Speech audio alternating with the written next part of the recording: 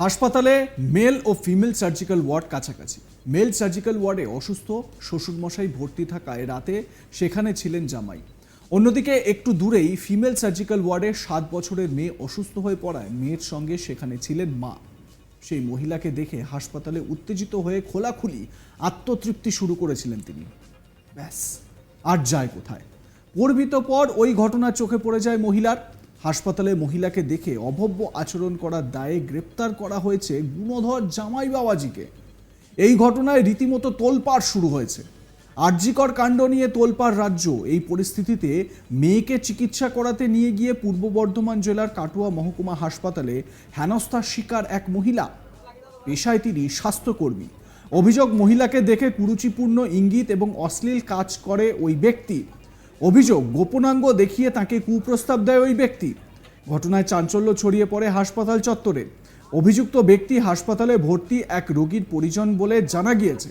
অভিযোগকারী মহিলা পেশায় স্বাস্থ্যকর্মী, বাড়ি কাটোয়ার ডুবোপাড়া এলাকায়। তিনি কেতুগ্রাম ব্লকের একটি স্বাস্থ্যকেন্দ্রে কর্মরত। জানা গিয়েছে বছর 35-এর ওই মহিলা স্বাস্থ্যকর্মীর 7 বছরের মেয়ে শনিবার খেলা করতে গিয়ে পড়ে যায়। গুরুতর চোট লাগে। কাটোয়া মহকুমা হাসপাতালে নিয়ে আসা হলে শিশুটিকে মহিলা সার্জিক্যাল বিভাগে ভর্তি করা হয়। মেয়ের কাছেই থাকতে হয়েছিল স্বাস্থ্যকর্মীকে। পাশেই পুরুষ বিভাগ। সেখানে এক রোগীর সঙ্গে ছিল অভিযুক্ত ইন্তাজুল হক। অভিযোগ, শনিবার রাত প্রায় 1:30 নাগাদ ওই স্বাস্থ্যকর্মীর উদ্দেশ্যে অশ্লীল অঙ্গভঙ্গি করতে থাকে ওই যুবক। গোপনাঙ্গ দেখিয়ে কুপ্রস্তাব দেন। মহিলা ভয় পেয়ে যান। খবর পেয়ে ছুটে যান নিরাপত্তার দায়িত্বে থাকা পুলিশ কর্মীদের কাছে।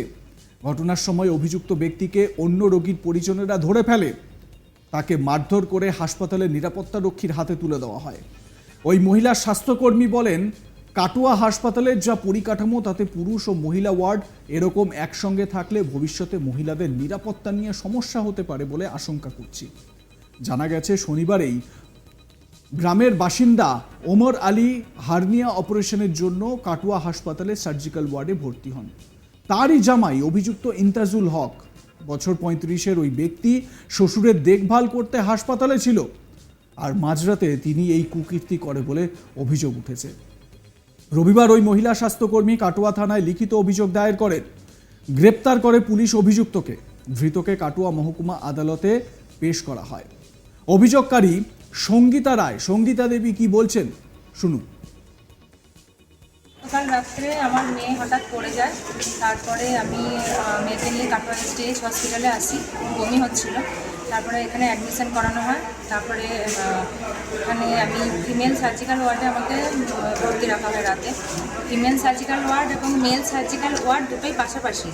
এবং আমার মেয়ে ঘুমিয়ে যায় ওষুধ ইঞ্জেকশন দেওয়ার পর। তখন প্রায় রাত 1:30 বাজে।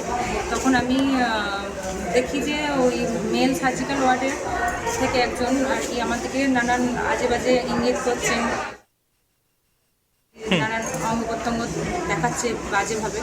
তো আমি তখন সঙ্গে সঙ্গে ছুটে এসে নার্স দিকে আমি কমপ্লেন করি। যিনি ছিলেন তখন উনি এখানকার যিনি দাদারা থাকেন সিকিউরিটি দাদারা, ওনাদেরকে ডাকলেন। ওনারা তখন গিয়ে ওনাকে বার করে দিলেন আর কি। আর আজকে সকালে ওনার নাম ঠিকানা জেনে ওনার এগেনস্টে আমি কমপ্লেন করেছি। কি নাম ওনার? ওনার নাম ইন্তাবুল হক। কোথায় বাড়ি তার? ওনার মুলটি গ্রামে বাড়ি। এখানে কি করতে এসেছিল? এখানে ওনার শ্বশুরমশাই অ্যাডমিশন ছিলেন, ওনার জামাই উনি পাশে ওনার সাথে সহকারী হিসেবে এসেছেন। কাটোয়া মহকুমা হাসপাতালে সুপার ও ডেপুটি সুপারের অবর্তমানে হাসপাতালের দায়িত্বে থাকা ডাক্তার ভাস্কর জ্যোতি বর্মন বলেন, এই ঘটনা শুনেছি, দুঃখজনক ঘটনা, না করলেই ভালো হতো। আর দুটি ওয়ার্ডকে পৃথক করার ব্যবস্থা করা হচ্ছে। পাশাপাশি দুটি সার্জিক্যাল মহিলা ও পুরুষ বিভাগের ওয়ার্ড করা হচ্ছে। ওয়ার্ডগুলিতে নিরাপত্তার ব্যবস্থা করতে ঊর্ধ্বতন কর্তৃপক্ষকে জানিয়েছি। তবে এই ঘটনা যাতে পুনরাবৃত্তি না হয় সেজন্য ব্যবস্থা নেওয়া হবে বলছেন ভারপ্রাপ্ত সুপার ভাস্কর জ্যোতি বর্মন। শুনুন। যে ঘটনাটা ঘটেছে নিঃসন্দেহে ওটা দুঃখজনক ঘটনা, না ঘটলেই ভালো ছিল। এটা আমাদের রোগী কল্যাণের আগের মিটিংয়ে আমরা ঠিক করেছিলাম যে যেহেতু আমাদের নতুন বিল্ডিংটা শুরু হয়ে গেছে কিন্তু নতুন বিল্ডিংয়ের স্টাফ আমরা এখনো পাইনি, তাই জন্য পুরো একটা 100 বেডের হসপিটাল আমরা আমাদের নিজস্ব এক্সিস্টিং স্টাফ দিয়েই চালাচ্ছি। তাই জন্য একটু স্টাফের বিশেষ করে সিস্টারদের একটু অভাব আমরা ফিল করেছিলাম, তাই জন্য দুটো ওয়ার্ডকে একসঙ্গে মার্চ করে একটা মেল ফিমেল একসঙ্গে করেছিলাম। কিন্তু এখন আমরা পরিস্থিতি বুঝে আমরা বুঝতে পারছি এটা চলবে না, আমরা পরের রুগী কল্যাণ মিটিংয়ে ওটা আবার আমরা ডিসিশন নিয়ে ওটাকে আলাদা করে দেবো এবং আমাদের এর মধ্যে হয়তো স্টাফও আমরা পেয়ে যাবো। আর সিকিউরিটি কতটা আছে, নিরাপত্তা রক্ষী?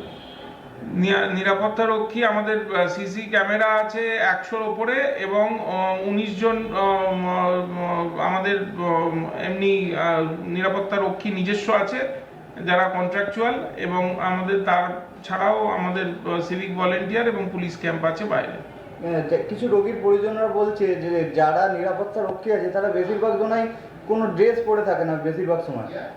সেটাও আমরা আগের এটা তো আমরা যেহেতু এটা কন্ট্রাক্টের আন্ডারে যে কন্ট্রাক্টর আছেন ওনাকে আমরা ইনফর্ম করেছি এটা করতেই হবে। এটা আগের দিনই আমাদের রুগী কল্যাণ মিটিংয়ে এটা পাস হয়েছে এবং আমরা ওনাদের জানিয়েছি যে ওটা ড্রেস পরেই থাকতে হবে তাদেরকে।